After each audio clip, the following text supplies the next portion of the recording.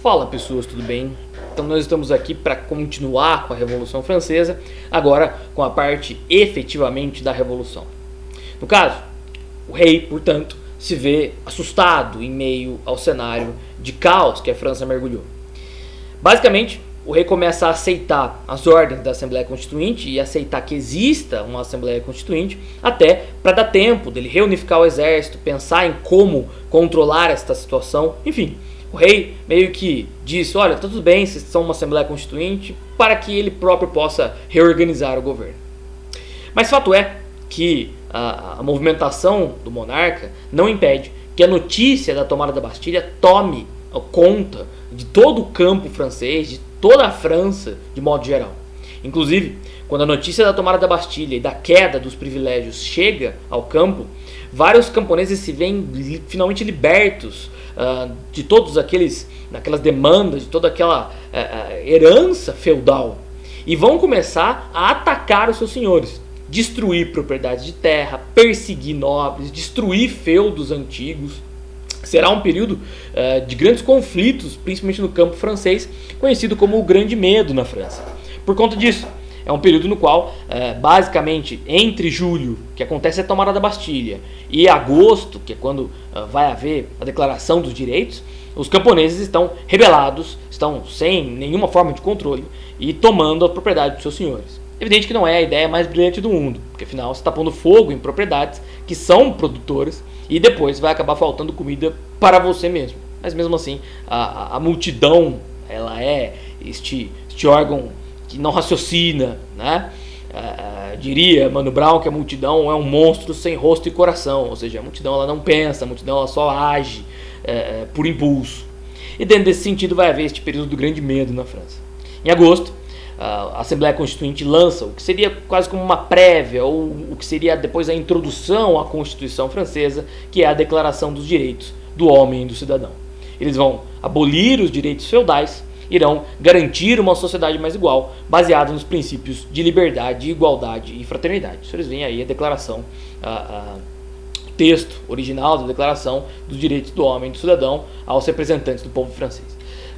Então, dentro desse momento, dentro desta lógica, né, pelos representantes do povo francês, inclusive, mas dentro desta lógica, nós temos a formação de uma sociedade que esta Assembleia Constituinte ficará responsável por organizar. Uma sociedade que não tem mais a sua tradição, não tem mais a sua organização tão peculiar de tantos séculos. Uma organização opressiva, sim, mas a única organização que essas pessoas concebiam, a única organização que essas pessoas conheciam. Então, a Assembleia Constituinte está com um problema gigante nas mãos. E as discussões vão se tornar cada vez mais acaloradas, ainda que eles tenham mantido a sua promessa de só se desarrumar quando finalmente estivesse pronto o texto constitucional completo. Aí os senhores veem algumas imagens, né, do que seria sido a Assembleia Constituinte, pessoas representando com plaquinhas, a questão do pão e tal. E dentro desta lógica, Luís XVI vai se ver cada vez mais pressionado. A Revolução começa a bater as portas de Versalhes, especialmente quando Luís XVI se demonstra um tanto quanto alienado a ela. Neste momento, Luís XVI ainda achava, mesmo com o Grande Medo, mesmo com a Declaração dos Direitos, que no fundo a Revolução seria algo passageiro, que a Revolução era uma revolta e que ele conseguiria controlá-la. Isso fica bem claro no episódio em que ele é obrigado a deixar Versalhes e ir morar em Paris. Muitos acreditavam que Versalhes isolava o rei do restante da França, que Versalhes tornava o rei um mimado, e retornando a Paris, o rei poderia compreender a real situação do Império Francês. Soube-se em Paris que o rei dera uma festa em Versalhes, que a realeza decadente atirou a nova bandeira tricolor ao chão, símbolo da Revolução, pisoteando-a. Marat ficou enfurecido, relatou o insulto em seu jornal e fez surgir uma nova ameaça.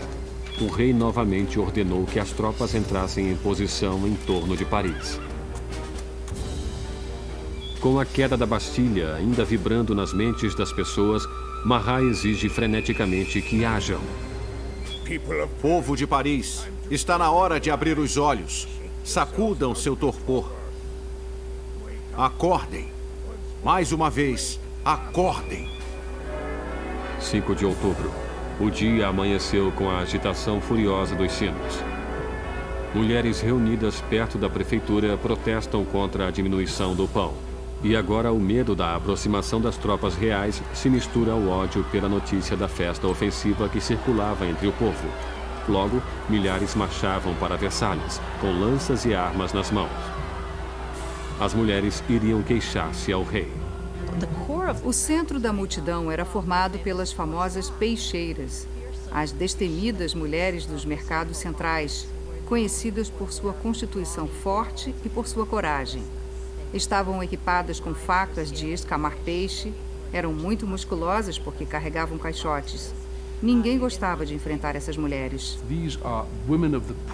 Eram mulheres dos bairros pobres que eram mais afetadas pelo aumento do preço do pão, da escassez de produtos que subitamente começavam a perceber que precisavam agir. É extraordinário que essas mulheres comuns, a maioria nem sabendo escrever seu nome, de repente agissem como protagonistas de um processo histórico. No palácio, a notícia da aproximação das mulheres furiosas chegou às câmaras da rainha. Diz a lenda que foi nesse momento que Maria Antonieta disse a frase famosa que jamais foi dita. Maria Antonieta não disse que comam brioches. Isso é um mito. Ela, infelizmente, talvez nunca tenha nem percebido os pobres de seu país tempo suficiente para fazer tal declaração. Quando as mulheres reuniram-se fora dos portões, Luís compreendeu que a revolução não poderia mais ser ignorada. Estava sendo levada à porta de seu palácio. Concorda então em assinar a Declaração dos Direitos do Homem e a multidão continuou a crescer durante a noite. Pela manhã, 20.000 pessoas acampavam-se diante do Palácio Real. Para encerrar os séculos de distância entre o rei e seus súditos, a massa irada exige que o rei e a rainha mudem-se para Paris. Indeciso, como sempre, Luís hesita em responder. Sua hesitação provocaria a fúria na multidão e colocaria as vidas da família real em sério perigo. Quando não recebem resposta ao seu pedido, deram a entender que massacrariam a rainha.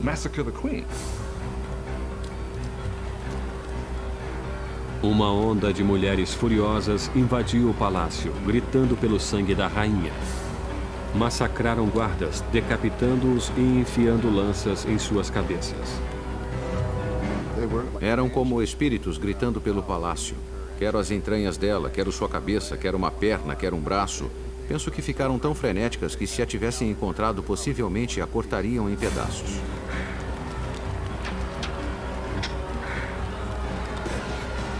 Temendo por sua vida, Maria escapa para os aposentos de Luís, poucos momentos antes das mulheres penetrarem em suas câmaras e estraçalharem sua cama. O rei e a rainha estavam à mercê da multidão. E o que ela queria era um pouco de atenção do rei. A única maneira das mulheres acalmarem-se seria a família real concordar em ir para Paris, já que as autoridades estavam em Paris. Seriam forçados a fazer o que o povo queria. 60.000 pessoas avançaram, deixando Versalhes em carroças e vagões carregados de farinha da despensa real. A carruagem foi escoltada até Paris. O rei e a rainha foram forçados a ir para Paris junto com as cabeças de seus guardas que foram massacrados no palácio. Suas cabeças tinham sido decepadas em um ato de violência inigualável. As cabeças todas maquiadas desfilavam na frente da carruagem dos reis que as seguiam.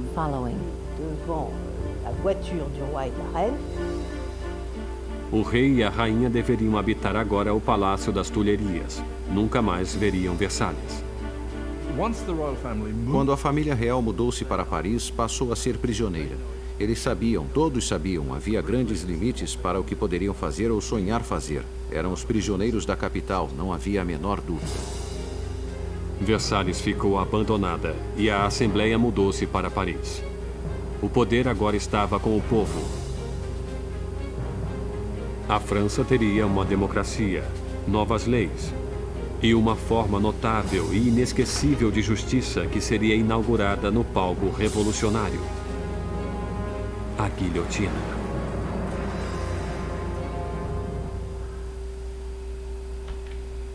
Então, você percebe que a revolução está no seu auge, quando Luís XVI é levado para fora de Versalhes e levado para o Palácio das Tuileries, em Paris. E por este vídeo você também viu a participação de Maria Antonieta no processo. Maria Antonieta, esposa de Luís XVI, era austríaca, uma Habsburgo austríaca, que acabou levando, na verdade, até hoje um pouco, a fama de fútil. Ou seja, a Maria Antonieta gastava horas fazendo penteados enormes, gastava muito com roupas e tal. E Maria Antonieta foi meio que apontada como um símbolo, se tornou meio que o bode expiatório de toda a nobreza. Ela foi apontada como o grande símbolo da futilidade da monarquia. Tanto por ser austríaca, a Áustria não era originalmente um país lá muito próximo da França, inclusive o casamento dos dois foi o que aproximou a França e a Áustria, mas de qualquer forma, a Maria Antonieta é muito famosa, inclusive pela frase, né? Questionada sobre a Revolução, ela teria dito que, ora, se o povo está com fome, se o povo não tem pão, dê-lhe brioches. O que mostra que ela seria incapaz de enxergar que o povo não tinha condições para comer e não que eles estavam cansados de uma determinada dieta. De qualquer forma, a frase não foi realmente dita por Maria Antonieta. E Maria Antonieta é isso, é um bode expiatório muito mais do que efetivamente alguém que era o ápice da futilidade. Toda a nobreza deste período é o ápice da futilidade. A sociedade daquele momento é o ápice da futilidade. E não só Maria Antonieta. Mas ela acaba levando a culpa pela situação. De qualquer forma, nesse momento, milhares de nobres percebem o que estava acontecendo e vão acabar fugindo do país. Fugindo não só para salvar suas vidas, como também fugindo para buscar apoio nos países vizinhos. A Áustria, Prússia, quase todos os países ao redor da França nesse momento tinham governos absolutistas. Ou seja, estamos falando de um momento no qual essas monarquias ao redor da França estão de cabelo em pé, olhando a França com um governo que toma a frente e que começa a criticar o absolutismo. Ora, se a revolução, se as ideias do iluminismo começam a se espalhar para os vizinhos, estavam todos esses monarcas à beira da morte até. Então, com medo de um sucesso da Revolução Francesa, vários países ao redor começam a receber estes nobres e a se mostrar hostis aos franceses. Em junho de 1791 é a vez de Luís XVI, percebendo essa movimentação, tentar fugir do país. Ele, que tinha um papel reduzido, era quase que um prisioneiro em Paris, mas principalmente ainda tinha uma certa relevância, tinha um papel reduzido, mas ainda um papel dentro da monarquia, Luís XVI vai pegar a família real e vai tentar fugir para a casa do sogro, pai de Maria Antonieta, no caso o imperador da Áustria, Francisco I. Louis XVI was now in full retreat.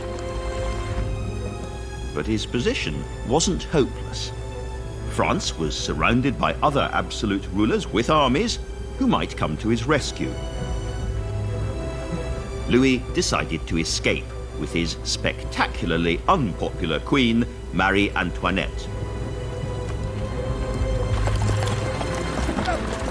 On the night of the 21st of June 1791, the royal family sneaked away from Paris, disguised, not very well, as servants, and they fled for the border. It should have been easy. This was a world where few faces were recognizable. Bonsoir. Vos papiers, monsieur. Merci. But just 40 miles from the border, a local postmaster who'd served in the royal cavalry recognized the Queen. Attendez un instant. Mais c'est la reine! C'est la reine! C'est la reine! Et regardez, c'est le roi! Regarde, c'est le roi! He checked his money, and there was the king's face on a banknote. C'est la reine! C'est le roi! C'est le roi! C'est la reine! The king and his family were taken back to Paris in disgrace. The shift from absolute power to absolute irrelevance was complete. Então, basicamente, o rei é parado em Varennes, reconhecido e levado de volta a Paris. Desta vez já um tanto quanto maldito, em uma campanha um tanto quanto fechatória.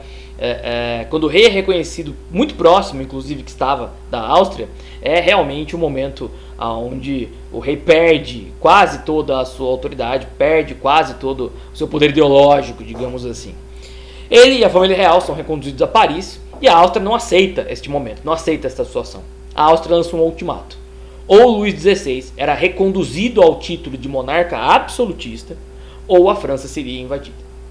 Os rebeldes não aceitam nenhuma forma de imposição e, em setembro daquele ano, em setembro de 1791, eles vão consolidar a Constituição francesa. A Constituição que será conhecida como a Constituição de 1791. A Constituição, que a Assembleia Constituinte vinha montando desde lá de trás, desde 1789, desde aqueles fatídicos momentos, fatídicos do ponto de vista da monarquia, é claro, mas desde aqueles fatídicos momentos em que os deputados se reuniram no jogo da Péia e tal, de qualquer forma, a Constituição é lançada oficialmente aqui. São abolidos os privilégios e direitos feudais, já haviam sido, mas aqui a Constituição está consolidando as mudanças que a Revolução tinha trazido. Estão abolidos os privilégios e os direitos feudais, estão confiscadas as terras da igreja e o clero se tornará subordinado ao Estado. O clero, portanto, obedecerá às leis do governo francês e não mais às leis de Roma. O Estado agora terá 3 poderes, o executivo, o legislativo e o judiciário, e será o fim de todos os privilégios do clero, dos privilégios da nobreza, e haverá a proclamação de uma monarquia constitucional. Este é um detalhe. No primeiro momento, por mais descrédito que Luís XVI pudesse ter, os rebeldes franceses ainda gostariam de uma monarquia constitucional. De uma certa forma, é um aceno da burguesia a possibilidade de uma redução, ou até de acalmar, talvez seja essa palavra, a revolução. Porque a burguesia também está percebendo que os rebeldes, que o povo, sem controle, podia acabar fugindo do controle da própria burguesia. Então, de uma certa forma, você colocar a possibilidade de que Luís XVI continuasse como rei, mas que ele se tornasse um rei à moda inglesa, né, meio que agradava a burguesia, agradava alguns grupos monárquicos, enfim, era uma proposta vista na época como conciliatória, e, portanto, em um primeiro momento, teremos uma monarquia constitucional na França, ainda que Luís XVI não fosse o rei mais benquisto do mundo. De qualquer forma, a Áustria, juntamente com a Prússia, não aceitam este momento e começam a aceitar cada vez mais nobres franceses para organizar uma contraofensiva. Percebendo isso, em abril de 1792, é oficializado por parte da França uma declaração de guerra à Áustria e à Prússia. A ameaça externa, evidentemente que os austríacos e prussianos irão invadir a França nesse momento, e esta ameaça externa vai acabar aproximando os populares. Muita gente, percebendo o momento, vai acabar formando batalhões voluntários e vão proclamar a Guarda Nacional. Os cidadãos se proclamarão aqueles que seriam responsáveis por cuidar, por zelar por seu país. Ficarão conhecidos na época como a Comuna de Paris. Este exército, neste momento, este exército revolucionário fica conhecido como a Comuna de Paris. Cuidado, há 2 comunas de Paris na história da França. A outra vai acontecer só no final do século XIX. Isso aqui é a primeira, a Comuna de Paris original. E essa comuna, basicamente, é o povo rebelado e que vai lutar contra as ameaças estrangeiras, vai lutar contra uma série de pessoas, na verdade, porque é um povo rebelado com um profundo sentimento anti-estrangeiro e anti-elitista. É um povo que não estava mais contente nem disposto a aceitar a presença de nobres em sua sociedade. Quanto mais a Prússia, que evidentemente é um exército mais organizado, e a Áustria vão entrar na França, quanto mais esses países estrangeiros vencerem suas primeiras batalhas, seus primeiros enfrentamentos em relação ao exército francês, mais a comuna, mais o povo acaba culpando Luís XVI pela situação em que eles estavam. Afinal, tinha uma potência estrangeira agora ameaçando a própria existência da França. A imprensa começa a bater forte em cima de Luís XVI, especialmente a imprensa comandada por Marat, um dos grandes nomes daquele momento, um dos grandes jornalistas daquele momento. E a imprensa começa a criticar profundamente o Luís XVI, que acaba sendo declarado pela maior parte dos jornais como um inimigo da França, como um traidor. Os revolucionários acabam invadindo o Palácio das Tuileries e prendendo o monarca em agosto de 1792. Mas eles não estavam contentes. Sem controle nenhum, a comuna começa a culpabilizar nobres, padres e até monarquistas pela situação da França. Estes grupos, especialmente aqueles que tentaram apoiar o exército austríaco, tentaram apoiar a entrada de países estrangeiros, haviam muitos deles sido presos e estavam em presídios espalhados por toda a França. Nesse momento, revolucionários de toda a França começam a invadir presídios e massacrar nobres, padres e monarquistas num dos episódios mais sangrentos da Revolução Francesa, e olha que são vários, que é conhecido como os Massacres de Setembro.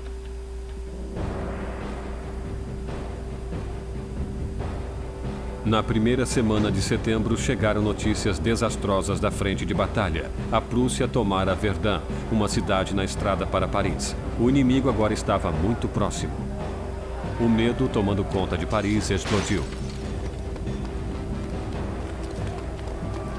Os sem-culottes invadiram as prisões e atacaram ferozmente os prisioneiros. Nenhum traidor permaneceu vivo. Os sem-culottes invadiram as prisões, particularmente aquelas onde eram mantidos os padres, onde estavam os nobres, os prisioneiros políticos, e iniciaram seu próprio julgamento. Foram rápidos e, obviamente, tudo terminou em carnificina.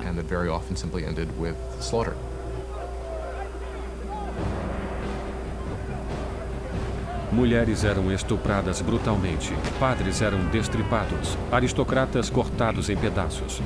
Há uma estimativa de que mais de 1.600 pessoas foram mortas em questão de dias. Quando a notícia do massacre de setembro espalhou-se pela Europa, os inimigos da Revolução estavam a salvo.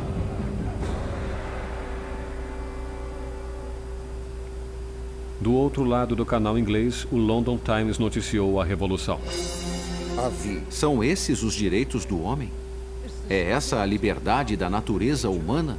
Os tiranos mais selvagens de 4 patas que percorrem a África inexplorada são superiores a esses animais parisienses de 2 patas. A Revolução tomara uma direção inesperada. Até mesmo Robespierre compreendeu que as coisas foram longe demais, que o povo não podia dirigir uma revolução própria. Precisavam de liderança, de uma mão de ferro. E com o poder de suas palavras, o incorruptível surge como aquele que lideraria a revolução. Robespierre, que lutara por uma monarquia constitucional, agora acreditava que não havia mais espaço para o rei.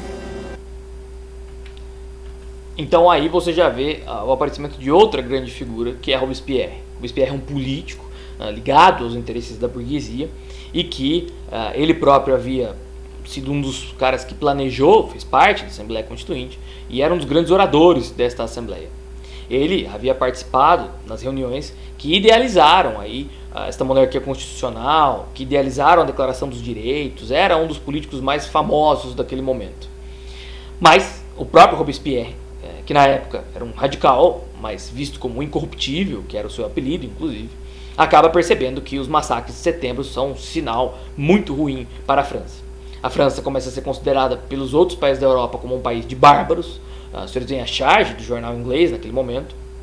E se percebe que o povo, na realidade, talvez não estivesse sob controle da burguesia. Que, na verdade, o povo não estivesse sob controle de ninguém.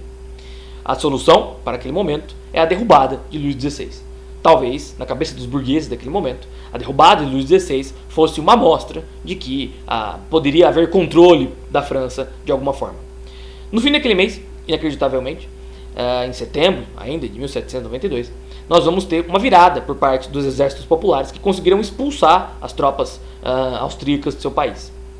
A vitória sobre os vizinhos vai consolidar o poder revolucionário e ainda em setembro é proclamada a Convenção Nacional, proclamada uma república na França, são convocadas eleições e se organiza um novo governo, desta vez de maioria burguesa. Dito isso, pessoas, entraremos na terceira e última fase da Revolução, que será a República Francesa. Está na hora de a burguesia assumir a frente deste movimento, agora politicamente, e resolver o que haviam começado. Evidentemente que Luís XVI acabará sendo julgado, e já havia sido preso, acabará agora sendo efetivamente julgado pelos tribunais revolucionários, que será inclusive uma das primeiras ações desta Convenção Nacional. Que se pretendia, naquele momento, a república mais democrática do mundo, a república que melhor exprimiria os ideais do iluminismo, que melhor representaria o povo, não só da França, como do mundo todo.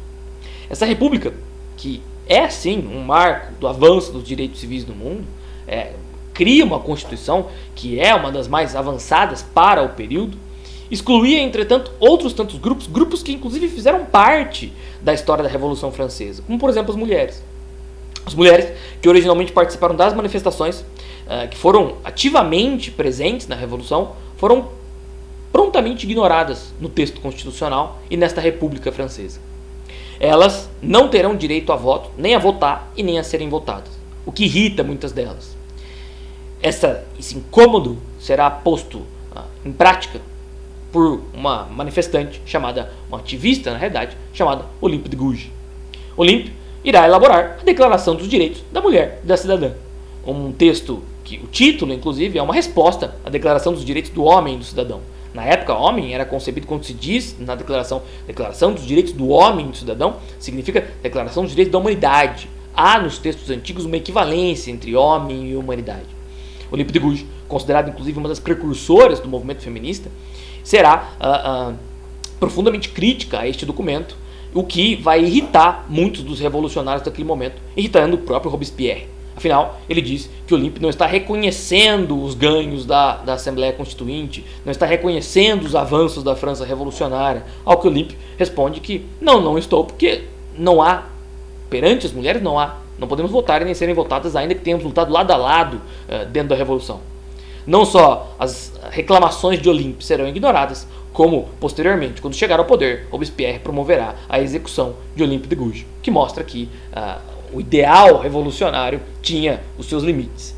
Mesmo o idealismo da Revolução, mesmo que tentemos encontrar uma razão na Revolução, ela ainda tem muito de tradicional, ainda tem muito de limites, no sentido de que não está disposta a efetivamente agradar a todos, não está disposta a incluir a todos no seu texto.